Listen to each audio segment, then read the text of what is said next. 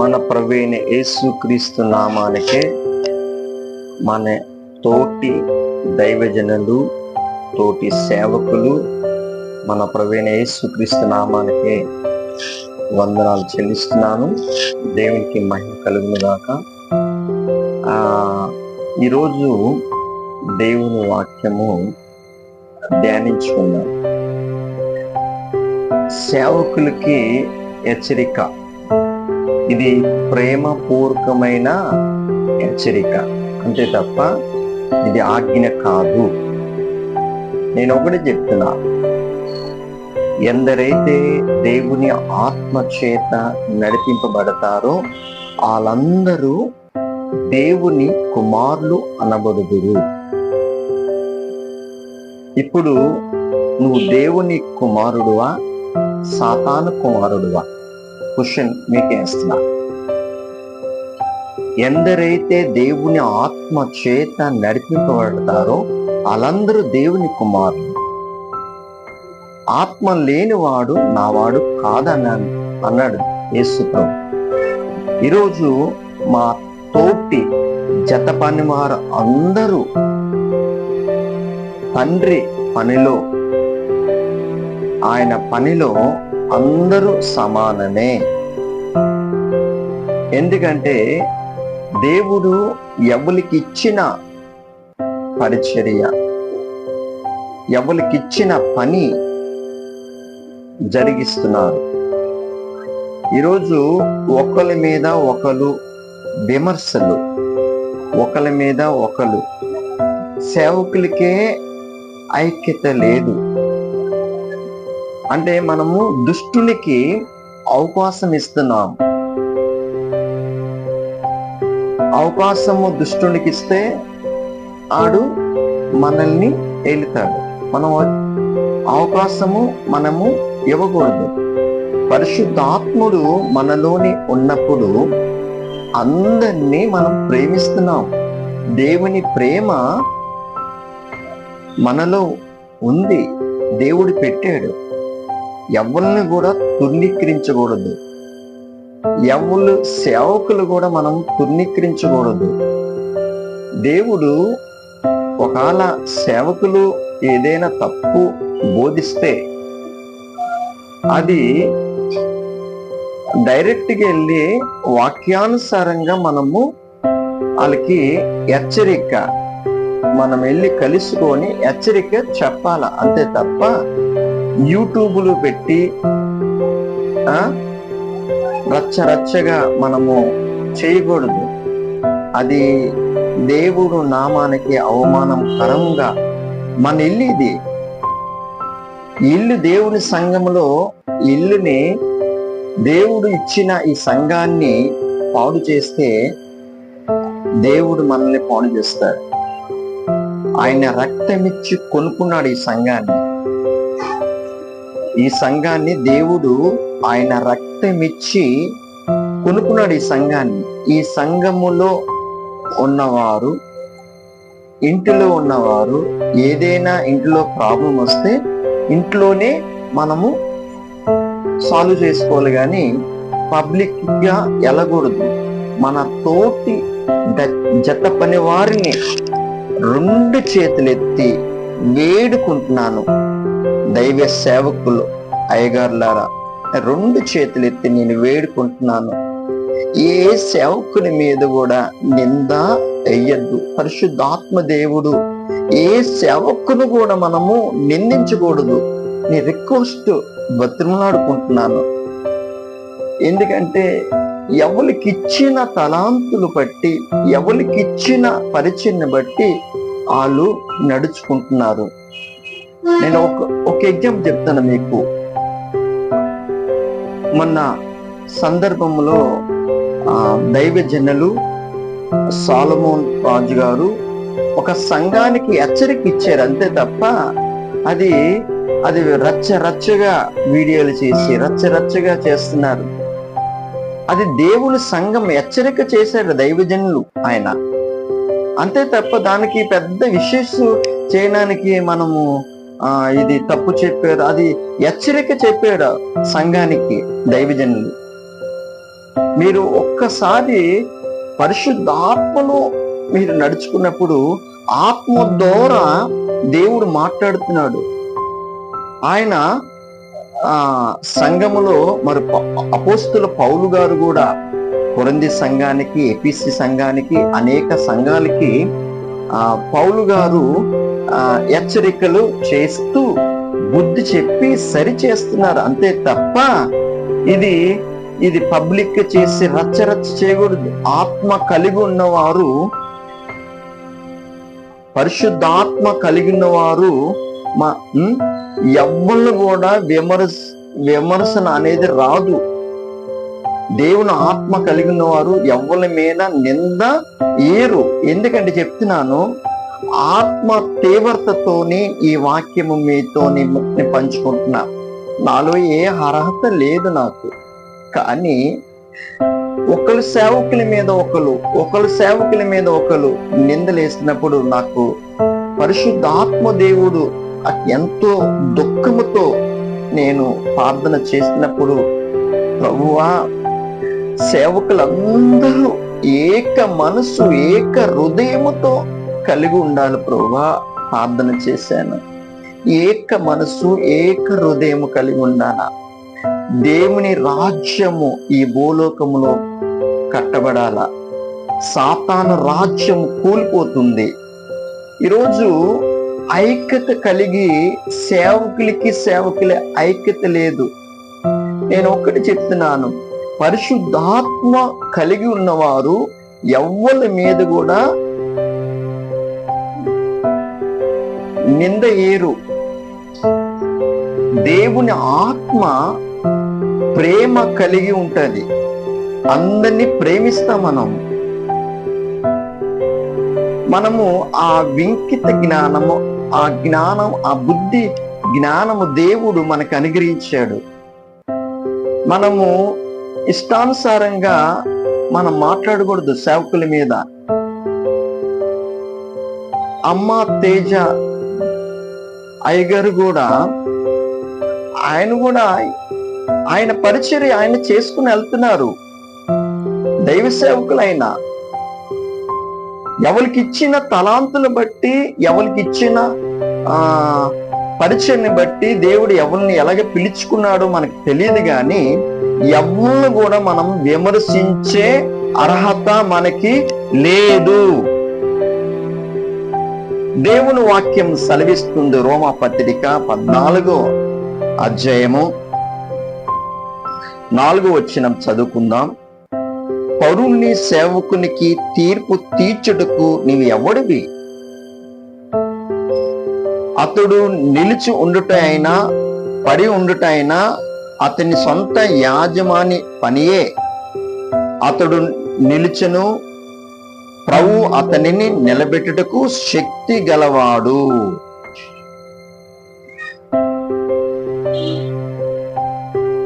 దైవ జనాంగమా, దైవ సేవకులు, మన తోటి దైవ సేవకుల్ని నేను రిక్వెస్ట్ చేస్తున్నాను, ఏ సేవకుల మీద మనము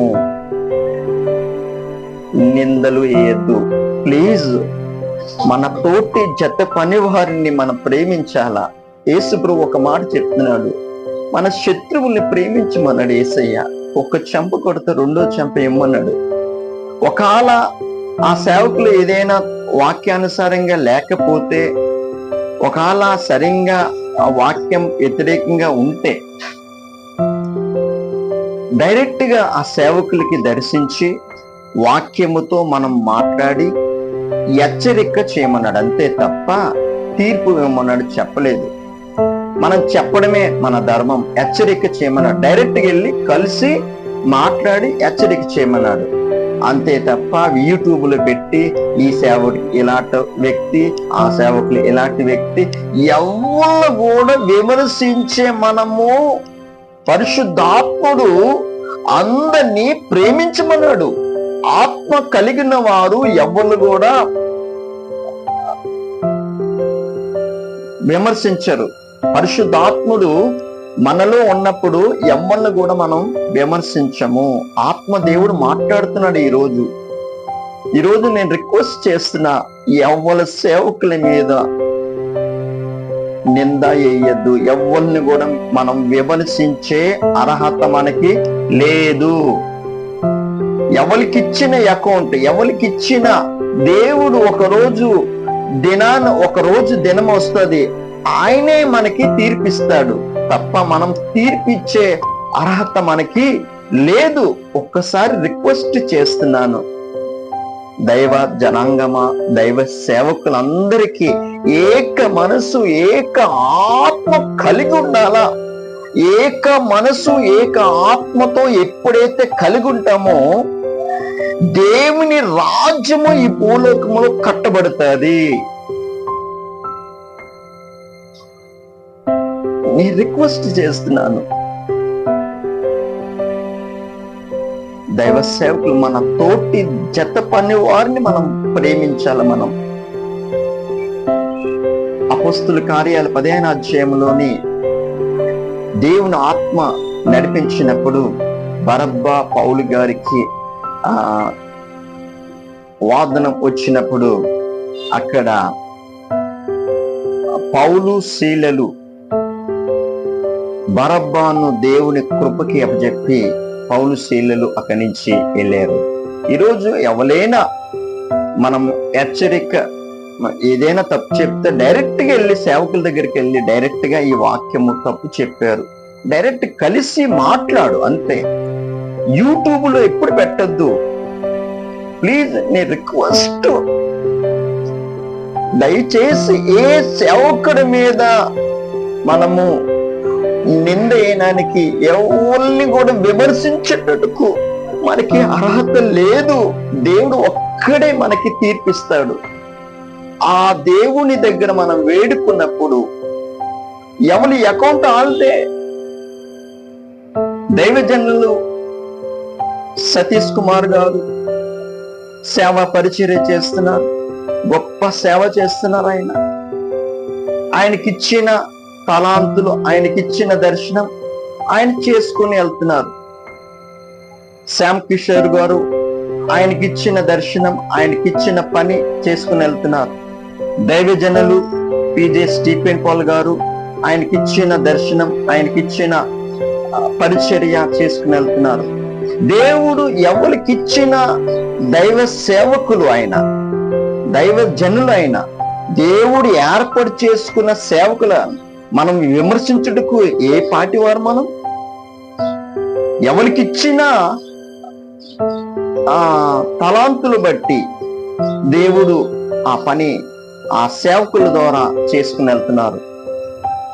ఎవరిని కూడా విమర్శించద్దు ప్లీజ్. దైవ జనులకి రిక్వెస్ట్ చేస్తున్నాను, ఎవరిని కూడా విమర్శించద్దు, యూట్యూబ్ లో పెట్టద్దు. ఏదైనా మీకు తప్పు బోధ వస్తుంటే డైరెక్ట్ గా దైవ సేవకులకి కలుసుకొని హెచ్చరిక చేయమన్నాడు దేవుడు, అంతే తప్ప యూట్యూబ్ లో పెట్టి వీళ్ళ మీద బురదలు జల్లద్దు. రిక్వెస్ట్, పరిశుద్ధ ఆత్మ దేవుడు మాట్లాడుతున్నాడు, రిక్వెస్ట్ చేస్తున్నాను. దేవుని రాజ్యము ఈ భూలోకములో కట్టబడాలా, ఆయన రాజ్యము ఈ భూమి యందు కట్టబడాల. సాతాను రాజ్యం కూలిపోతుంది. నేను రిక్వెస్ట్ చేస్తున్నాను దైవ సేవకులకి, నేను ఒక్కటి చెప్తున్నాను, అందరినీ ప్రేమించమన్నాడు. ఈరోజు ఎపిసి పత్రిక 5వ అధ్యాయం చదువుకుందాం.